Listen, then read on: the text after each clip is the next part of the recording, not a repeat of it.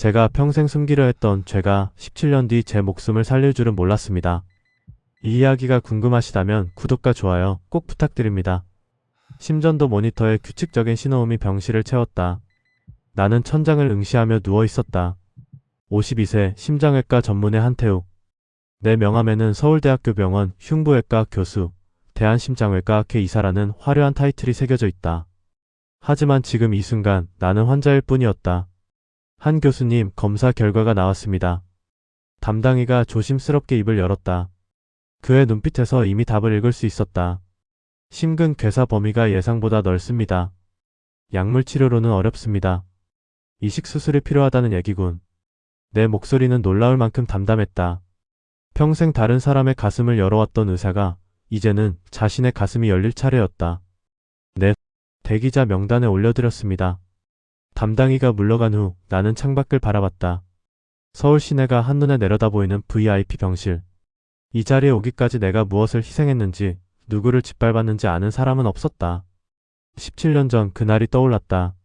레지던트 3년차였던 나는 야간 당직 중 응급수술을 집도했다. 상급이는 술에 취해 연락조차 되지 않았고 나는 혼자 결정해야 했다. 수술은 실패했다. 환자는 사망했다.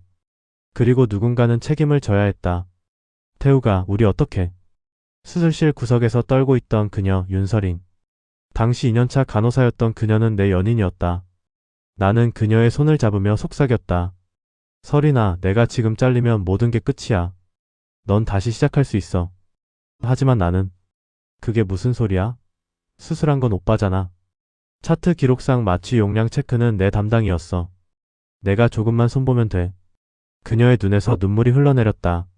하지만 나는 이미 차트를 수정하고 있었다. 사랑보다 미래가 중요했다. 의사 가운보다 무거운 건 없었다. 결국 윤설이는 병원을 떠났다. 징계를 받고 간호사 면허의 경력 단절이 기록되고 의료계에서 사라졌다. 그리고 나는 그 사건을 발판 삼아 승진했다. 상급이가 된 나는 완벽한 집도 기록을 쌓아갔고 교수가 되었고 학회에서 인정받는 의사가 되었다. 가끔 그녀가 어떻게 살고 있을까 궁금했지만 찾아보진 않았다. 아니, 찾을 용기가 없었다. 한 교수님, 공여자가 나타났습니다. 일주일 후 담당이가 급하게 뛰어들어왔다. 기적처럼 매칭된 심장이 있다고 했다. 수술 일정 잡겠습니다. 집도의 팀은? 담당이가 태블릿을 건넸다. 나는 무심코 화면을 넘겼다가 그 이름 앞에서 손가락이 굳어버렸다. 집도의 윤서린 교수 흉부외과. 심장이 멎는 것 같았다. 아니, 이미 망가진 내 심장이 더 비틀어지는 느낌이었다. 윤서린 교수? 네, 국내 심장 이식 분야 최고 권위자십니다. 미국에서 15년간 경력 쌓으시고 작년에 귀국하셨어요. 생존율이 98%에 달한다는. 나는 더 이상 듣지 못했다. 그녀가 살아있다. 아니, 살아있는 정도가 아니다. 나보다 더 높은 곳에 있다. 수술 전날 밤 나는 잠들 수 없었다. 그녀가 나를 기억할까? 기억한다면 복수할까? 아니면 외면할까? 다음날 아침 수술복으로 갈아입고 휠체어에 앉은 나는 수술실 앞 대기실로 향했다. 문이 열리는 소리가 들렸다. 그리고 그녀가 들어왔다. 17년 전보다 차분해진 얼굴. 하지만 그 눈빛은 여전히 선명했다. 윤설이는 나를 내려다보며 차갑게 입을 열었다. 한태욱 환자분이시죠? 오늘 제가 집도합니다. 그녀의 목소리엔 감정이 없었다. 너무 없어서 오히려 무서웠다. 설인 아니 윤 교수님. 걱정 마세요. 전 프로니까요. 그녀는 마스크를 쓰며 등을 돌렸다. 수술실로 들어가는 그 순간 나는 깨달았다. 내 생명이 지금 내가 파멸시켰던 여자의 손에 달려있다는 것을. 마취에서 깨어난 순간 나는 여전히 살아있었다. 천장의 하얀 조명이 눈을 찔렀다. 기계음이 규칙적으로 울렸고 가슴에는 둔한 통증이 자리 잡고 있었다. 수술은 성공했다. 그녀는 나를 살렸다. 의식 돌아오셨습니까? 간호사가 다가왔다. 나는 고개를 끄덕였다. 목구멍이 따갑고 온몸이 무거웠지만 살아있다는 사실만은 확실했다. 윤서린 교수님께서 곧 회진 오십니다. 그 이름을 듣는 순간 심전도 모니터의 신호음이 빨라졌다. 간호사가 놀란 표정으로 나를 살폈지만 나는 괜찮다고 손을 저었다. 곧 회진 시간이 되었다. 병실 문이 열리고 하얀 가운을 입은 그녀가 들어섰다. 뒤따르는 레지던트들 그리고 차트를 든 전공의들. 17년 전 내가 누리던 그 권위가 고스란히 그녀에게 있었다. 수술은 성공적이었습니다. 이식된 심장의 기능도 정상이고요. 윤설이는 차트를 보며 담담하게 말했다. 그녀의 시선은 한 번도 내 눈을 마주치지 않았다. 회복 속도를 보아 2주 내 일반 병동으로 전실 가능할 것 같습니다. 윤 교수님. 내가 떨리는 목소리로 불렀을 때 그녀는 비로소 나를 봤다. 그 눈빛은 너무나 차가웠다. 환자분, 무리하게 말씀하시면 안 됩니다. 아직 회복 초기니까요. 환자분. 그녀는 나를 환자분이라고 불렀다. 이름도 과거도 모든 것을 지운 채. 저 말 좀. 다음 회진 때 뵙겠습니다. 그녀는 돌아서서 나갔다. 레지던트들이 줄지어 따라 나가고 병실엔 다시 정적만 남았다. 사흘이 지났다. 나는 조금씩 기력을 회복했지만 마음은 더 무너져 내렸다. 병원 복도에서 들려오는 소문들이 귀에 꽂혔다. 윤설인 교수님 진짜 대단하시더라. 저번 주 응급 이식도 6시간 만에 끝내셨대. 미국에서 15년간 200건 넘게 집도하셨다며? 실패율이 거의 제로라던데. 그분 없었으면 우리 병원 흉부외과 이렇게 못 살렸지. 한때 그 찬사를 받던 사람은 나였다. 그런데 지금은 그녀가 그 자리에 있었다. 아니, 나보다 더 높은 곳에. 나는 병원장에게 전화를 걸었다. 병원장님, 저 집도일을 바꿔주실 수 없겠습니까? 한 교수님, 무슨 말씀을? 윤설인 교수 말고 다른 의사로요. 제발. 전화 너머로 한숨소리가 들렸다. 한 교수님. 지금 국내에서 심장이식 성공률이 가장 높은 의사가 윤 교수입니다. 그분이 아니면 수술 성공 확률이 절반 이하예요. 교수님도 의사시니 아시지 않습니까? 그래도 개인적인 감정은 이해합니다만 이건 생명에 걸린 문제입니다. 냉정하게 판단하십시오. 전화는 끊겼다. 나는 무력하게 핸드폰을 내려놓았다. 그날 밤 병실 문이 조용히 열렸다. 윤설인이 혼자 들어왔다. 회진 시간도 아닌데 레지던트도 없이.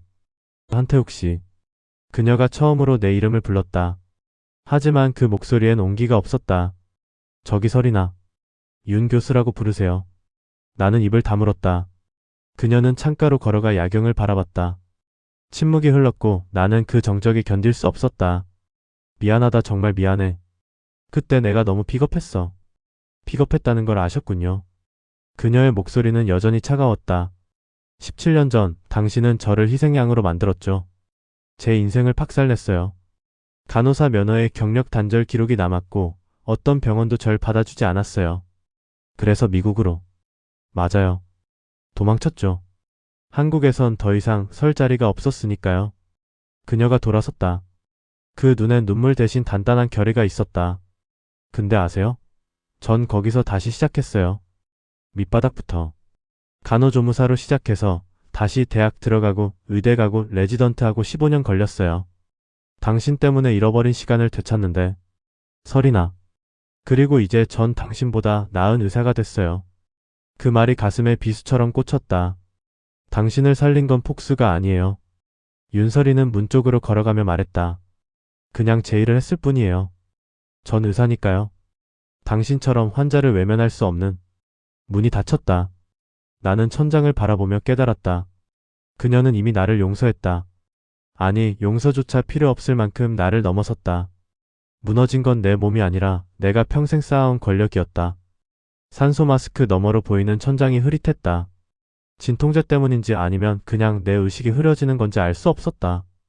나는 눈을 감았다. 그리고 17년 전 그날 밤으로 돌아갔다. 2008년 11월 14일 오후 11시 47분. 응급실에서 호출이 왔다. 교통사고 환자, 대동맥 파열. 당직 상급인은 술자리에 있었고 연락도 되지 않았다. 레지던트 3년차였던 나는 떨리는 손으로 수술복을 입었다. 태욱 선생님, 환자 상태 급격히 나빠지고 있어요. 윤설인이 급하게 달려왔다. 당시 2년차 간호사였던 그녀는 내 손을 꼭 잡아주며 속삭였다. 괜찮아요. 오빠가 할 수 있어요. 그 눈빛에 힘을 얻어 나는 수술실로 들어갔다. 하지만 수술은 예상보다 복잡했다. 출혈이 멈추지 않았고 심장이 불규칙하게 뛰었다. 나는 판단을 내려야 했다. 마취 용량을 늘릴 것인가 아니면 즉시 봉합할 것인가. 설이나 PROPOFOL 50mg 추가. 네? 지금 이미 200mg인데요. 빨리. 그녀는 주저했지만 결국 투여했다. 그리고 5분 후 환자의 심전도가 평평해졌다. 심정지. CPR 시작. 수술실이 아수라장이 되었다. 30분간 심폐소생술을 했지만 환자는 돌아오지 않았다. 사망 선고 시각 오전 1시 23분. 수술실 밖으로 나왔을 때 나는 주저앉았다. 손이 떨렸고 머릿속이 하얘졌다. 첫 집도 수술이 죽음으로 끝난 것이다. 태우가. 윤서린이 내 옆에 앉았다. 그녀도 울고 있었다. 어떻게 내가 죽였어. 아니야. 사고였어. 환자 상태가 너무 안 좋았던 거야. 하지만 나는 알고 있었다. 내 판단 미스였다. 마취 용량을 과다 투여한 것이 결정타였다. 다음날 아침 의료사고 조사팀이 꾸려졌다. 차트를 검토하던 과장이 나를 불렀다. 한태욱, 이거 마취 용량 누가 체크한 거야? 제가 지시했습니다. 기록상으론 윤서린 간호사가 단독으로 투여한 걸로 되어 있는데? 나는 얼어붙었다. 차트를 펼쳐보니 분명 내가 지시한 기록은 사라지고 서린의 서명만 남아있었다. 누군가 조작한 것이다. 그날 밤 나는 당직실에서 상급위를 만났다. 술 냄새를 풍기며 들어온 그는 차트를 내 앞에 던졌다. 내가 손 좀 봤어. 너 눈이 좋은 거야? 무슨 말씀이세요? 이대로 가면 넌 잘려. 의대생으로 돌아가는 거지. 근데 간호사 하나 책임지게 하면? 넌 살아남아. 하지만 그건. 한태욱, 세상은 원래 불공평해. 강한 놈이 살아남는 거야. 넌 의사고 쟨 간호사야. 선택해. 나는 그날 밤 잠을 이루지 못했다. 그리고 이틀 후 윤서린이 조사를 받았다. 윤서린 간호사, 당신이 단독으로 마취제를 과다 투여했다는 진술이 있는데요? 아니에요. 한태욱 선생님이 지시하셨어요. 하지만 차트엔 당신 서명밖에 없어요. 한 선생은 PROPOFOL 추가 지시를 내린 적 없다고 하던데요. 서린은 믿을 수 없다는 표정으로 나를 바라봤다. 나는 고개를 돌렸다. 한태욱 선생님 거짓말이죠? 그렇죠? 조사실 밖에서 그녀가 나를 붙잡았다. 눈물 범벅이 된 얼굴로. 오빠, 우리 사귀잖아. 날 사랑한다고 했잖아. 서린아, 미안해. 미안하긴 뭐가 미안해. 진실을 말해줘. 오빠가 지시했다고. 나는 그녀의 손을 뿌리쳤다. 서린아, 내가 지금 잘리면 모든 게 끝이야. 넌 다시 시작할 수 있어. 간호사는 어디서든 할 수 있잖아. 뭐라고? 미안해. 정말 미안해. 근데 난 의사야. 이게 내 인생 전부라고. 그녀는 한참을 나를 바라보다가 차갑게 웃었다.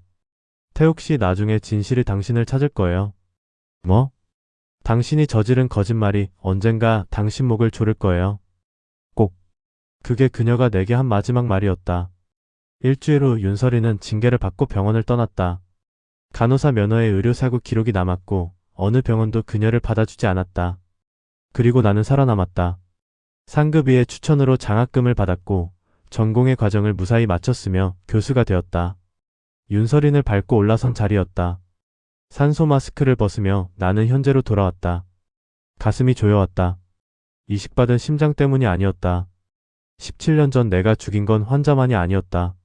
사랑했던 사람의 인생도 내 양심도 함께 죽였다. 태욱 씨, 나중에 진실이 당신을 찾을 거예요. 그녀의 예언은 맞았다. 진실은 지금 하얀 가운을 입고 내 생명을 쥐고 있는 그녀의 모습으로 돌아왔다. 병실 문이 열렸다. 윤서린이 차트를 들고 들어왔다. 오늘 심장 기능 검사 결과 나왔습니다. 그녀는 여전히 차갑고 전문적이었다. 나는 떨리는 목소리로 물었다. 윤 교수님, 그때 한 말 기억하세요? 진실이 날 찾을 거라고. 그녀의 손이 잠시 멈췄다. 기억하죠. 그리고 지금 이루어졌네요. 복수하고 싶지 않으세요? 윤서린은 차트를 덮고 나를 똑바로 봤다. 복수요? 제가 왜 그래야 하죠? 제가 당신 인생을 망쳤으니까요. 아니에요. 그녀는 고개를 저었다. 당신은 제 인생을 바꿨을 뿐이에요.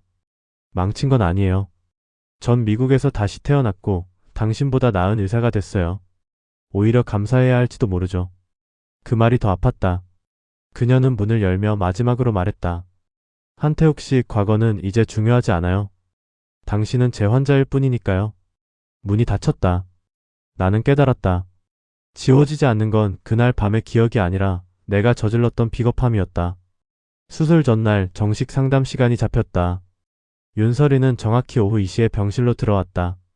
하얀 가운, 깔끔하게 넘긴 머리, 그리고 어떤 감정도 드러나지 않는 표정. 17년 전 수술실 구석에서 울던 그 여자는 어디에도 없었다. 한태욱 환자분, 수술 전 최종 상담 진행하겠습니다. 그녀는 의자에 앉아 서류를 펼쳤다. 나는 침대에 반쯤 기댄 채 그녀를 바라봤다. 먼저 환자분의 현재 상태부터 설명드리죠. 윤설이는 태블릿 화면을 돌려 보여주었다. 내 심장 CT 영상이었다.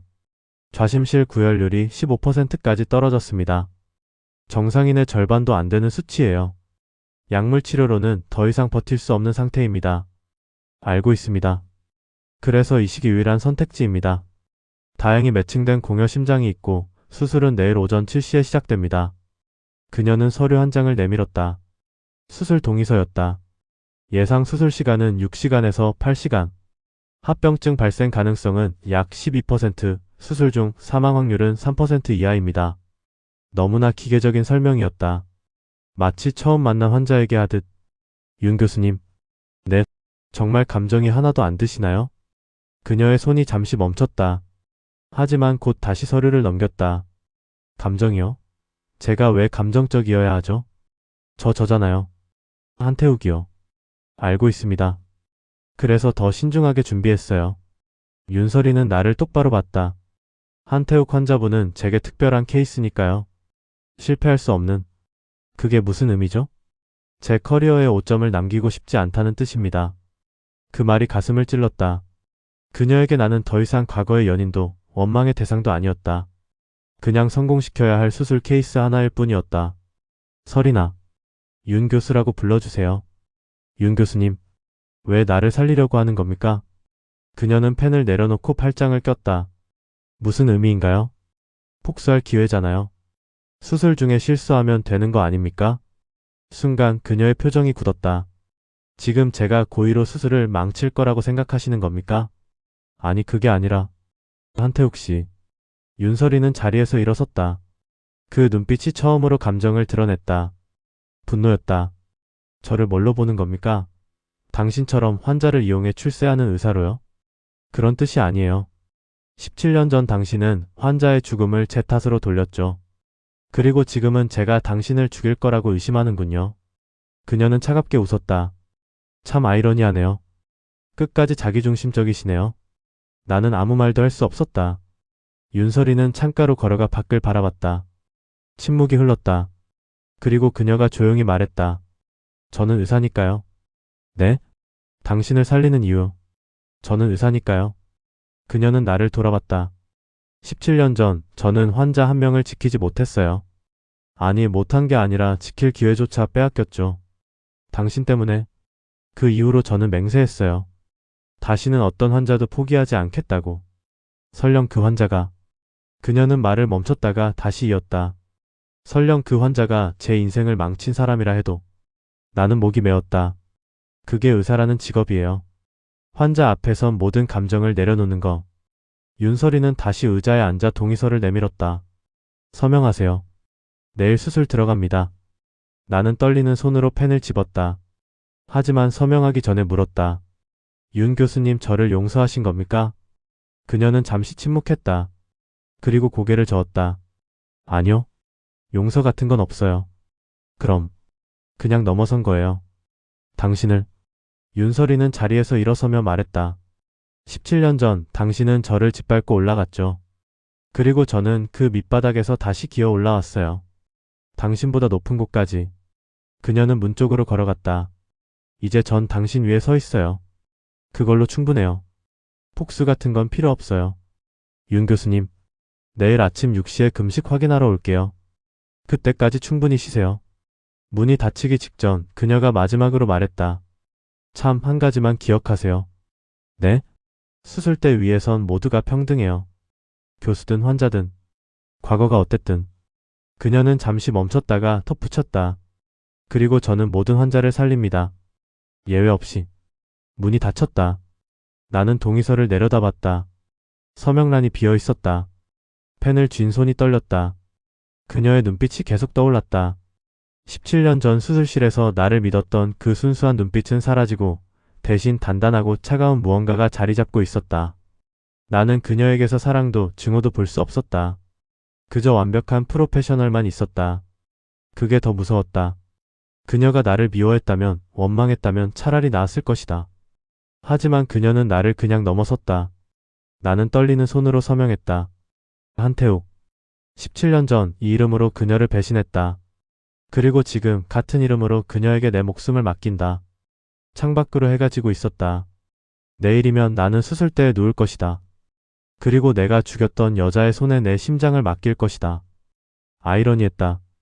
평생 다른 사람의 생명을 쥐고 살았던 내가 이제는 내가 파멸시킨 사람에게 목숨을 빌고 있다. 수술 전날 밤 나는 잠들 수 없었다. 내일이면 수술대에 오른다. 윤설인의 손에 내 목숨을 맡긴다.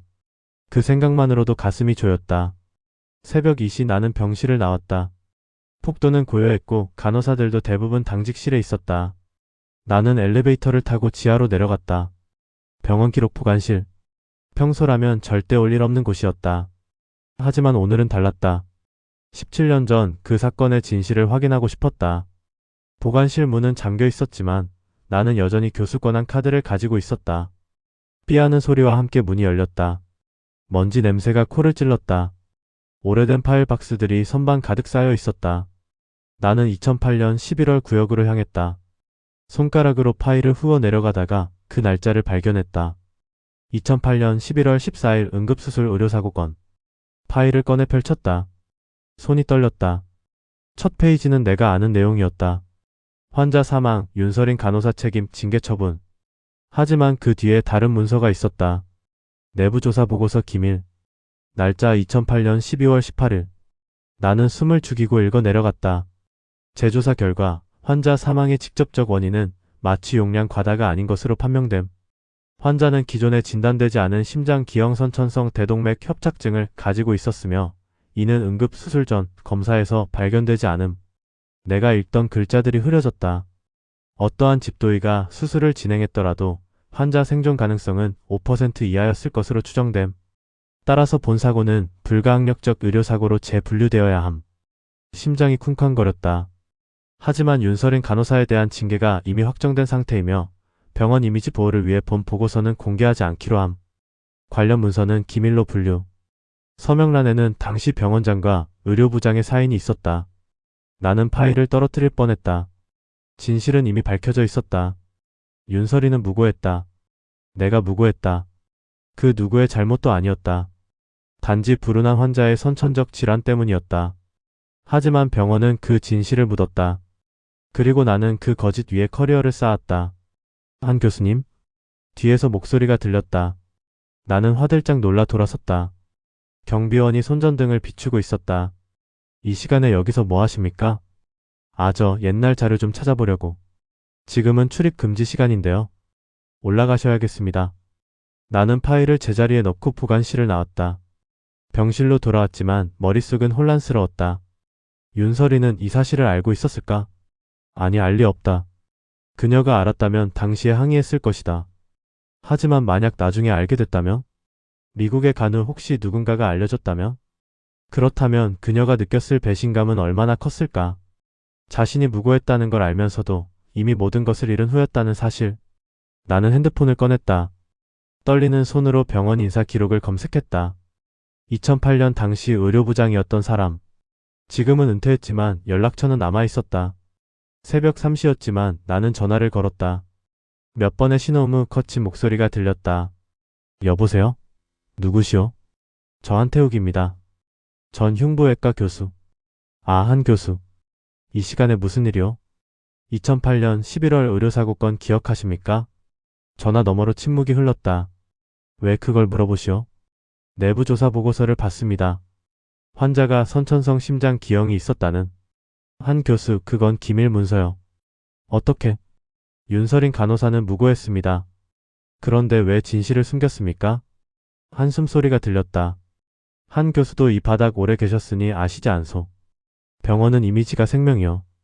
의료사고가 의사 잘못이라고 알려지면 병원 전체가 흔들리요. 하지만 그 때문에 무고한 사람이 간호사 한 명과 병원 전체를 저울질했을 때 선택은 명확했소. 그리고 자네도 그 덕을 받잖소. 승진했고 교수됐고. 나는 말문이 막혔다. 이제 와서 왜 이러시오? 17년이나 지났는데. 그냥 묻고 사시오. 전화가 끊겼다. 나는 핸드폰을 떨어뜨렸다. 모든 것이 거짓이었다. 윤설인의 징계도 내 승진도 지난 17년도 전부 병원이 만들어낸 각본 위에서 춤춘 것이었다. 다음 날 아침 윤설인이 수술 전 최종 체크를 하러 왔다. 오늘 컨디션은 어떠십니까? 평소처럼 담담한 목소리였다. 나는 그녀를 바라봤다. 물어야 할까? 말아야 할까? 윤 교수님. 네? 혹시 2008년 사건의 진실을 아십니까? 그녀의 손이 멈췄다. 무슨 말씀이세요? 환자가 선천성 심장 기형이 있었다는 것. 그게 사망 원인이었다는 것. 우리 둘 다 잘못이 없었다는 것. 윤설이는 천천히 고개를 들어 나를 봤다. 어떻게 아셨어요? 그럼 알고 계셨던 겁니까? 그녀는 차트를 내려놓고 창가로 걸어갔다. 5년 전에 알았어요. 5년 전에? 미국에서 한국 의료계 동향을 찾아보다가 우연히 그 보고서를 입수했어요. 그녀의 목소리가 떨렸다. 그걸 알았을 때 너무 화가 났어요. 제가 무고했다는 걸. 병원이 진실을 묻었다는 걸. 그리고 당신은 그 거짓 위에서 성공했다는 걸. 그런데 왜 아무 말도 안 했냐고요? 윤설이는 나를 돌아봤다. 지우가 죽고 나서였어요. 그 보고서를 본 게. 나는 숨이 막혔다. 아들을 잃은 후였어요. 그때 깨달았어요. 진실을 밝혀봐야 지우는 돌아오지 않는다는 걸. 그녀는 쓸쓸하게 웃었다. 복수할 힘도 없었어요. 그냥 살아남는 게 급했어요. 그래서 의사가 됐어요. 다시는 누구도 억울하게 죽지 않도록. 나는 고개를 숙였다. 윤 교수님 저는 한태욱 씨. 그녀는 마스크를 쓰며 말했다. 진실을 아는 것과 용서하는 건 별개예요. 전 여전히 당신을 용서하지 않았어요. 하지만 오늘은 당신을 살릴 거예요. 완벽하게. 그녀는 문을 열었다. 수술실에서 뵙겠습니다. 나는 혼자 남겨졌다. 진실은 이미 밝혀져 있었다.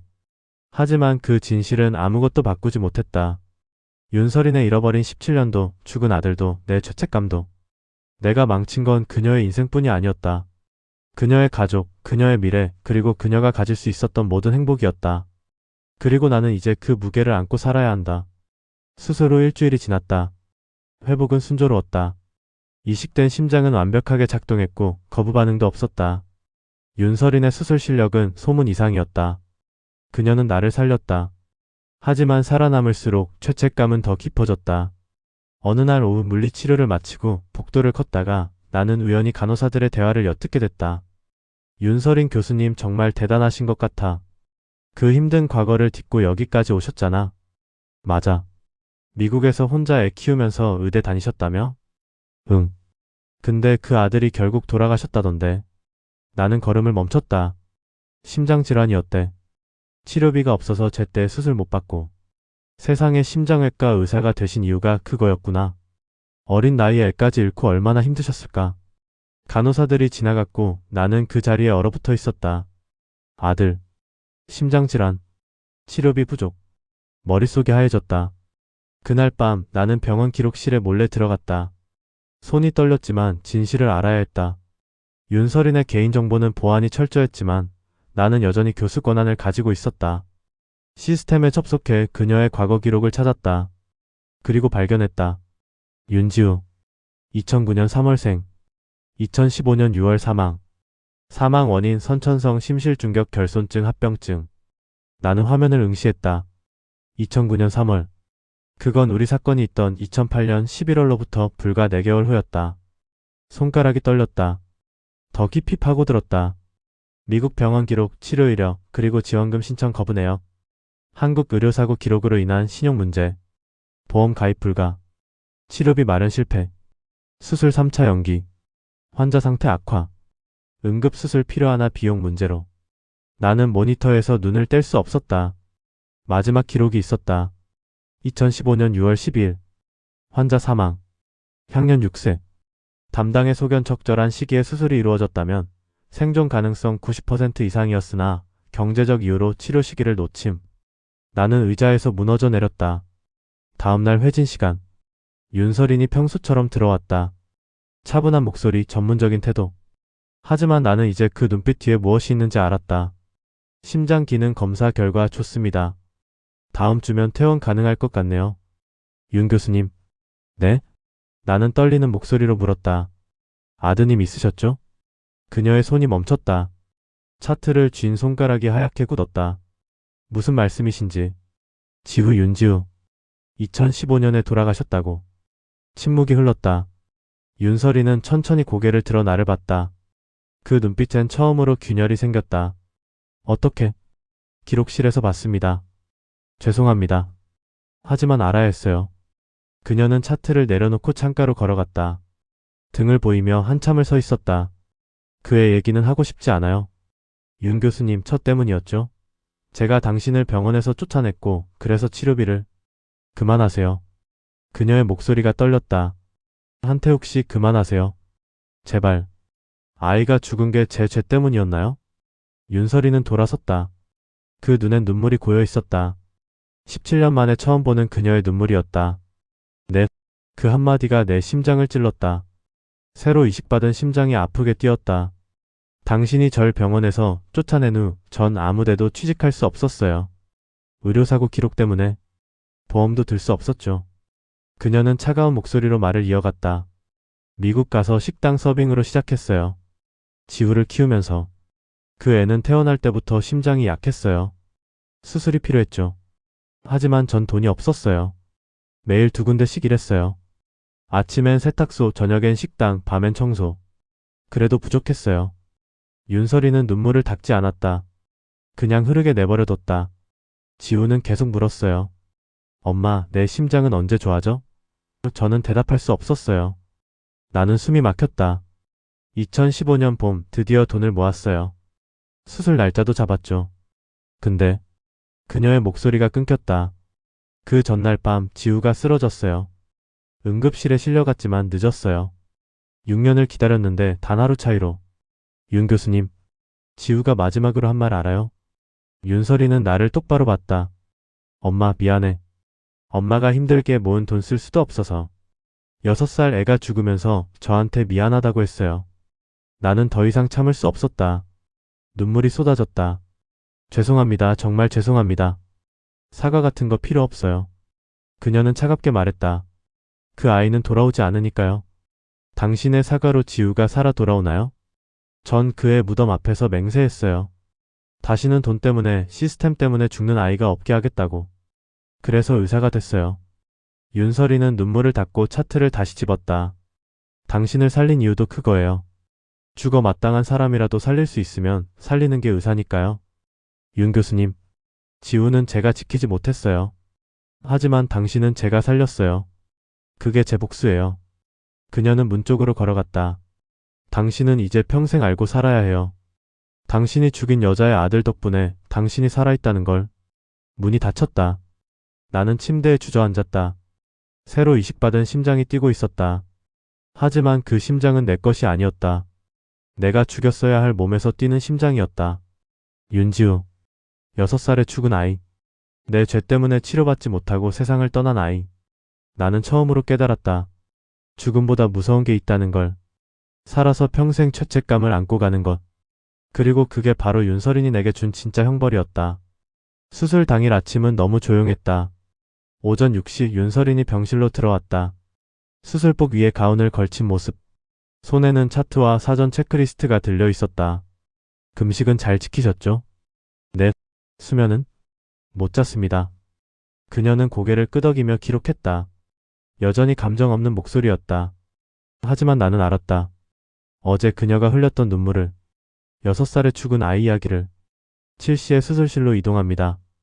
준비되셨습니까? 윤 교수님. 네. 나는 침대에 앉아 그녀를 올려다봤다. 진심으로 묻겠습니다. 저 정말 살려야 합니까? 그녀의 펜이 멈췄다. 무슨 말씀이세요? 지우 그 아이 때문에 죽은 거 맞잖아요. 제 죄 때문에. 그런데 제가 살 자격이 있습니까? 윤설이는 차트를 내려놓고 나를 봤다. 한태욱 씨, 지금 수술을 포기하시겠다는 겁니까? 아니요. 그게 아니라. 나는 떨리는 목소리로 말했다. 나를 살리지 않아도 됩니다. 그게 당신의 복수라면. 침묵이 흘렀다. 윤설이는 한참을 나를 바라보다가 조용히 웃었다. 차갑고 슬픈 웃음이었다. 아직도 모르시는군요. 네? 복수가 뭔지. 그녀는 창가로 걸어가 아침 햇살을 바라봤다. 17년 전 당신은 저를 죽였어요. 사회적으로. 그리고 제 아들까지 죽였죠. 간접적으로. 그때 전 생각했어요. 언젠가 당신을 만나면 똑같이 해주겠다고. 당신의 모든 걸 빼앗겠다고. 그녀는 나를 돌아봤다. 하지만 지우 무덤 앞에서 깨달았어요. 폭수는 사람을 죽이는 게 아니라 살리는 걸로 끝낸다는 걸. 무슨? 당신을 살리는 겁니다. 완벽하게. 그래서 당신이 평생 이 죄를 기억하면서 살게. 윤설이는 차트를 다시 집었다. 죽으면 끝이에요. 편해지죠. 하지만 살면 평생 기억해야 해요. 당신이 무엇을 했는지, 누구를 죽였는지. 나는 숨이 막혔다. 그게 진짜 복수예요. 한태욱 씨. 그녀는 문 쪽으로 걸어가며 마지막으로 말했다. 7시에 뵙겠습니다. 준비하세요. 오전 7시 정각. 나는 수술실 이송 침대에 누워 있었다. 간호사들이 나를 밀고 복도를 지나갔다. 천장의 형광등이 빠르게 지나갔다. 수술실 앞에 도착했을 때 윤설인이 서 있었다. 수술복, 마스크, 소독된 장갑. 완벽한 집도의의 모습. 그 눈만이 나를 내려다보고 있었다. 들어갑니다. 수술실 문이 열렸다. 차가운 공기가 얼굴을 스쳤다. 나는 수술대로 옮겨졌다. 천장엔 거대한 무영등이 있었고 주변엔 각종 의료 장비가 배치되어 있었다. 평생 내가 서 있던 자리. 하지만 지금은 누워 있었다. 마취 준비합니다. 마취과 의사가 다가왔다. 주사 바늘이 팔에 꽂혔다. 10부터 거꾸로 세워주세요. 10. 시야가 흐려지기 시작했다. 9. 윤설인이 수술대 옆에 섰다. 메스를 틀었다. 8. 그녀의 눈과 마주쳤다. 그 눈엔 복잡한 감정이 스쳐 지나갔다. 7. 살려주세요. 속으로 외쳤다. 하지만 입은 떨어지지 않았다. 6. 윤설인이 고개를 끄덕였다. 마치 내 마음을 읽은 것처럼. 5. 수술 시작합니다. 그녀의 목소리가 마지막으로 들렸다. 4. 의식이 꺼져갔다. 7시간 후. 혹시. 한태욱 씨. 누군가 나를 부르고 있었다. 나는 천천히 눈을 떴다. 시야가 뿌옇게 흐렸다가 점점 선명해졌다. 회복실이었다. 산소 마스크가 얼굴을 덮고 있었고 온몸에 선들이 연결되어 있었다. 의식 돌아오셨습니까? 간호사가 물었다. 나는 고개를 끄덕였다. 수술 성공하셨습니다. 축하드립니다. 살아있었다. 나는 가슴에 손을 올렸다. 붕대 너머로 심장이 뛰는 게 느껴졌다. 새로운 심장. 낯선 심장. 하지만 내 것이 된 심장. 윤 교수님은 아직 수술실에 계십니다. 마무리 작업 중이세요. 1시간 후 윤설인이 회복실로 들어왔다. 수술복을 벗고 가운만 걸친 모습. 머리는 땀에 젖어 있었고 얼굴엔 피로가 역력했다. 하지만 그 눈빛은 또렷했다. 한태욱 환자분. 네. 수술 성공적으로 끝났습니다. 이식된 심장 기능 정상이고 거부 반응 징후도 없습니다. 그녀는 차트를 확인하며 말했다. 앞으로 평생 면역 억제제를 복용해야 하고 정기적인 검사가 필요합니다. 하지만 일반적인 생활은 가능합니다. 감사합니다. 감사는 필요 없어요. 윤설이는 차트를 덮었다. 전 제 일을 했을 뿐이니까요. 그녀는 돌아서려다가 멈췄다. 그리고 나를 봤다. 한태욱 씨. 네. 당신은 이제 두 번째 기회를 받았어요. 제가 준 게 아니라 공여자가 준 거예요. 그 심장을 함부로 쓰지 마세요. 누군가는 죽어서 당신에게 준 거니까요. 나는 눈물이 흘렀다. 그리고 윤설이는 잠시 망설이다가 조용히 말했다. 지우도 당신처럼 새 심장을 기다렸어요. 하지만 받지 못했죠. 죄송합니다. 사과는 이제 그만하세요. 지겹습니다. 그녀는 차갑게 웃었다. 대신 잘 사세요. 아주 오래 건강하게. 그리고 평생 기억하세요. 윤설이는 문을 열며 마지막으로 말했다. 당신이 살아있는 이유는 제가 베푼 자비가 아니라 제가 내린 형벌이라는 걸. 문이 닫혔다. 나는 천장을 바라봤다. 가슴에서 새로운 심장이 뛰고 있었다. 쿵쿵쿵. 규칙적이고 힘차고 살아있었다. 하지만 그 심장박동 하나하나가 나에게 속삭였다. 너는 죄인이다. 너는 그녀를 배신했다. 너 때문에 아이가 죽었다. 나는 살아남았다. 하지만 이제 평생 이 죄를 안고 살아야 했다. 그게 윤설인이 내게 준 생과 죽음의 선택이었다. 수술 후 3주가 지났다. 기적처럼 회복은 빨랐다. 이식된 심장은 완벽하게 작동했고 거부 반응도 없었다. 윤설인의 수술 실력은 신의 영역이었다. 하지만 몸이 회복될수록 마음은 더 무너져 내렸다. 어느 날 밤 나는 병실 책상 앞에 앉아 있었다. 앞에는 백지한 장과 펜. 손이 떨렸다. 하지만 써야 했다. 병원 윤리위원회 규정. 17년 전 의료사고에 대한 자백서. 펜 끝이 종이에 닿았다. 그리고 나는 모든 것을 적어 내려갔다. 2008년 11월 14일 밤에 일어난 일. 내가 잘못 판단한 마취 용량. 환자의 죽음. 그리고 윤설인에게 뒤집어 씌운 거짓. 손이 떨렸지만 멈추지 않았다. 상급이가 차트를 조작한 것. 내가 침묵으로 동의한 것. 윤설인이 병원을 떠난 것. 모든 것을. 마지막 문장을 쓸 때쯤 눈물이 종이 위에 떨어졌다. 저는 17년간 거짓 위에 쌓아올린 커리어로 살아왔습니다. 이제 그 모든 것을 내려놓고자 합니다. 서명을 하고 나는 봉투에 넣었다. 다음날 아침 나는 직접 윤리위원회 사무실로 갔다. 한태욱 교수님? 어떻게? 담당 직원이 놀란 표정으로 일어났다. 이것 좀 위원장님께 전달해 주세요. 나는 봉투를 내밀었다. 무엇인데요? 제 자백서입니다. 봉투를 놓고 돌아서는데 뒤에서 목소리가 들렸다. 한 교수님 정말 괜찮으신 겁니까? 나는 뒤돌아보지 않고 대답했다. 이제야 괜찮아질 것 같습니다. 일주일 후 윤리위원회 조사가 시작됐다. 17년 전 사건이 다시 수면 위로 떠올랐다. 당시 기록들이 재검토됐고 증언이 수집됐다. 상급이는 이미 은퇴한 상태였지만 참고인으로 소환됐다. 병원은 발칵 뒤집혔다. 한태욱 교수가 17년 전 의료사고 조작했대. 윤설인 교수한테 뒤집어 씌웠다며? 세상에, 그래서 윤 교수님이 미국 가셨던 거구나. 폭도를 지날 때마다 수근거리는 소리가 들렸다. 예전에는 존경의 눈빛이었던 것들이 이제는 경멸로 바뀌었다. 하지만 이상하게도 마음은 편했다. 조사 결과가 나오기까지 2주가 걸렸다. 결론: 한태욱 교수의 자백 내용 사실로 확인. 의사 면허 정지 1년. 교수직 해임. 병원 내 모든 직위 박탈. 나는 통보서를 받았다. 평생 쌓아올린 모든 것이 한 장의 종이로 사라졌다. 교수실을 정리하던 날 동료들이 찾아왔다. 한 교수 왜 그랬어? 그냥 묻어뒀으면 아무도 몰랐을 텐데. 지금이라도 번복하면 어때? 정신적 스트레스 때문에 창란 상태였다고. 나는 고개를 저었다. 아닙니다. 이게 맞습니다. 하지만 17년 동안 거짓으로 살았어요. 이제는 진실로 살고 싶습니다. 그들은 이해할 수 없다는 표정으로 떠났다. 퇴원 날짜가 잡혔다. 마지막 검진을 마치고 나는 짐을 챙겼다. 많지 않았다. 몇 벌의 옷과 책 몇 권. VIP 병실에서 보낸 한 달이 마치 꿈 같았다. 퇴원 서류에 서명하고 병실을 나섰을 때 폭도 끝에서 그녀가 서 있었다. 윤설인. 하얀 가운을 입고 차트를 든 채. 하지만 이번엔 나를 향해 걸어오지 않았다. 그냥 서 있었다. 나는 천천히 그녀에게 다가갔다. 윤 교수님, 퇴원하시는군요. 네, 덕분에 잘 회복했습니다. 침묵이 흘렀다. 윤설이는 나를 바라보다가 조용히 물었다. 왜 진실을 말했습니까? 나는 잠시 망설이다가 솔직하게 대답했다.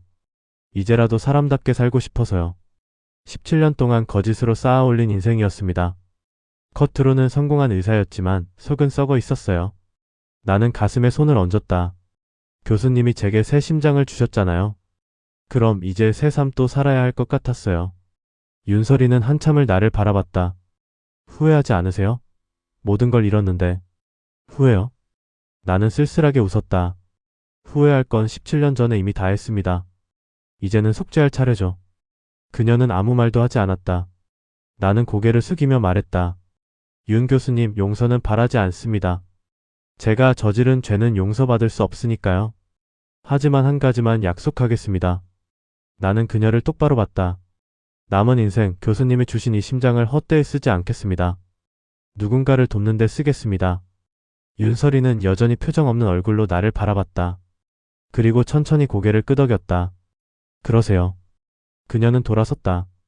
걸어가다가 멈췄다. 한태욱 씨. 네. 지우가 만약 살아있었다면. 그녀의 목소리가 떨렸다. 당신 같은 사람이 되지 않길 바랐을 거예요. 나는 숨이 막혔다. 그러니까 당신도 그렇게 살지 마세요. 윤설이는 더 이상 돌아보지 않고 걸어갔다. 폭도 끝에서 모퉁이를 돌아 사라졌다. 나는 그 자리에 한참을 서 있었다.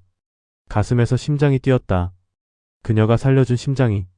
누군가 죽어서 내게 준 심장이. 쿵쿵쿵. 나는 병원 정문을 나섰다. 겨울 햇살이 차가웠다. 하지만 이상하게도 따뜻했다. 모든 명예를 잃었다. 의사 면허도 정지됐다. 교수직도 권력도 돈도 사라졌다. 하지만 처음으로 자유로웠다. 17년간 나를 짓눌렀던 거짓의 무게가 사라졌다. 나는 걸었다. 어디로 갈지 몰랐다. 하지만 괜찮았다. 이제부터는 진실로 살 것이다. 속죄하며 용서받지 못하더라도 그저 사람답게. 그게 살아남은 자의 형벌이자 새로 시작할 자의 권리였다. 6개월 후 나는 작은 무료 진료소에서 자원봉사를 하고 있었다. 의사 면허가 정지된 상태라 진료는 할 수 없었지만 환자들을 돌보고 간단한 처치를 도왔다. 가난한 사람들, 노숙자들, 의료 사각지대에 있는 이들. 예전의 나라면 거들떠보지도 않았을 사람들이었다. 하지만 지금은 그들이 내 선생님이었다. 어느 날 진료소 문이 열렸다. 익숙한 목소리가 들렸다. 여기 기부 좀 하러 왔는데요. 나는 고개를 들었다. 윤설인이 서 있었다. 우리의 눈이 마주쳤다. 그녀는 여전히 표정이 없었다. 하지만 그 눈빛은 조금 달라져 있었다. 한태욱 씨 여기서 일하신다고 들었어요. 네. 할 수 있는 일이 이것밖에 없어서요. 윤설이는 봉투를 내밀었다. 지후 이름으로 매달 기부하기로 했어요. 이 진료소에. 나는 떨리는 손으로 봉투를 받았다. 감사합니다. 감사는 저한테 하지 마세요. 지후한테 하세요. 그녀는 돌아서며 마지막으로 말했다. 계속 이렇게 사세요. 한태욱 씨. 그리고 떠났다. 나는 봉투를 가슴에 안았다. 눈물이 났다. 살아남은 것은 형벌이었다. 하지만 이제 희망이기도 했다.